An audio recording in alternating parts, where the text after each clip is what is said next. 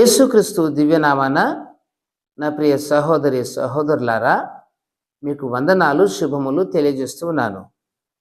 ఈరోజు వాగ్దానము బైబిల్ గ్రంథముల నుండి కీర్తనలు 85వ కీర్తన 7వ చరణమును ధ్యానించుకుందాము.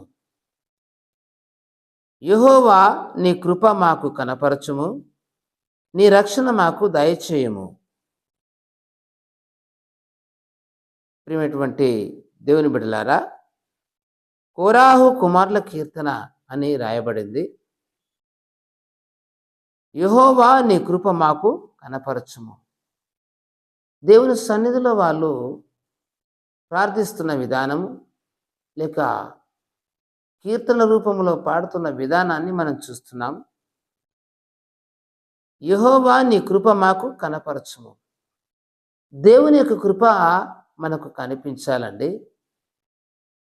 దేవుని యొక్క కృప అనేది మనకు లేనప్పుడు మనం అనుకున్నటువంటి పనులన్నీ ఫెయిల్ అవుతూ ఉంటాయి. చేతలపెట్టిన పనులన్నీ సఫలం కావు. అప్పుడు మనము చాలా బాధపడుతూ ఉంటాము. ఎందుకు నా జీవితము ఇలాగ జరుగుతుంది? నేను ఒకటి చేయాలనుకుంటే ఇంకొకటి జరుగుతుంది, ఒకటి అనుకుంటే ఒకటి జరుగుతుంది, పనులు ముందుకు వెళ్ళట్లేదని చింతిస్తూ బాధపడుతూ నలిగిపోతుంటారు. సహోదరి సహోదరుడా, అమ్మా అయ్యా, దేవుని యొక్క కృప నీకు కావాలి. నీవు అనుకున్న పనులన్నీ నెరవేరాలి అంటే దేవుని యొక్క హస్తము తోడుండాలి. కృప అనగా అధికముగా ప్రేమించడం, కొలతలేనటువంటి ప్రేమ. కొలతలేనటువంటి ప్రేమ ఈ భూలోకంలో ఏ మనుషుని దగ్గర లేదు. అతి విస్తారమైనటువంటి ప్రేమ గలవాడు దేవుడు ఒక్కడే. అందుకే అవిస్తారమైన ప్రేమ చేత మానవులమైన మనల్ని రక్షించడానికి, మనకు శాంతి సమాధానములు కలిగించడానికి, స్వస్థతను ఇవ్వడానికి, ఆదరణ కలిగించడానికి ఆయన ఈ లోకానికి రక్షకుడుగా వచ్చాడు. కాబట్టి అపరిమితమైన ప్రేమ, ఎల్లులు లేని ప్రేమ, కొలతలు లేని ప్రేమతో దేవుడు మనల్ని ప్రేమిస్తున్నాడు. ఆయననే యేసయ్య. కాబట్టి యెహోవా యెహోవా నీ కృప మాకు కనపరచుము. ఆయన కృప కొరకై నీవు వేడుకోవాలి. ఆయన దయ కొరకై వేడుకోవాలి. ఆయన క్షమాపణ కొరకై నీవు వేడుకోవాలి. ఆయన సహాయం కొరకై నీవు వేడుకోవాలి. నీ రక్షణ మాకు దయచేయము. దేవుని యొక్క కృప మనకు ఎప్పుడైతే తోడుగా ఉంటుందో తప్పకుండా మనకు రక్షణ కలుగుతుంది.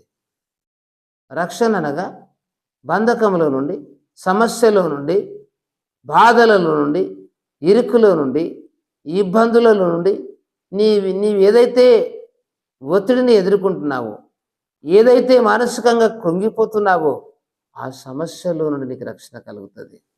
ఆ రక్షణే కాకుండా నీకు ఆధారం, సమాధానం, నెమ్మది యేసుక్రీస్తునందు నీకు కలుగుతుంది.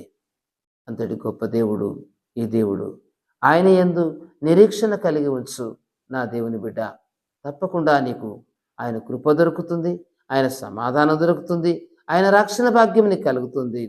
ఈ మాటలు వింటున్న నిన్ను దేవుడు దీవించుగాక. ఆమెన్. ప్రార్థన. సత్య స్వరూపి అయిన తండ్రి, వందనములు స్తోత్రములు చెల్లిస్తున్నాం. నా ప్రియ ప్రభువా, ఇన్ని వాక్కులు వింటున్నటువంటి బిడ్డలను దీవించండి అయ్యా. నీ కృప దయచేయు. నీ కృప లేకపోతే బ్రతకలేమయ్యా. నీ కృప లేకపోతే మేమేమి చేయలేమయ్యా.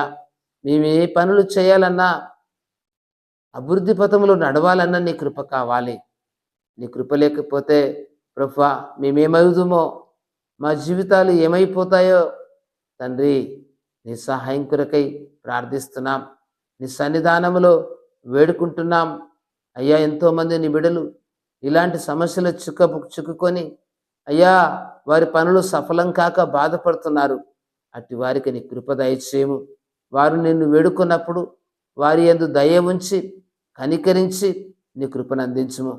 వారికి నీ రక్షణ భాగ్యమును అనుగ్రహించుము, నీ సమాధానమును అనుగ్రహించుము, నీ శాంతిని అనుగ్రహించుము, దీవించుమని వేడుకుంటున్నాం. మీరే వారికి తోడుగా ఉండమని యేసు దివ్యనామమున ప్రార్థిస్తున్నాము తండ్రి. ఆమెన్.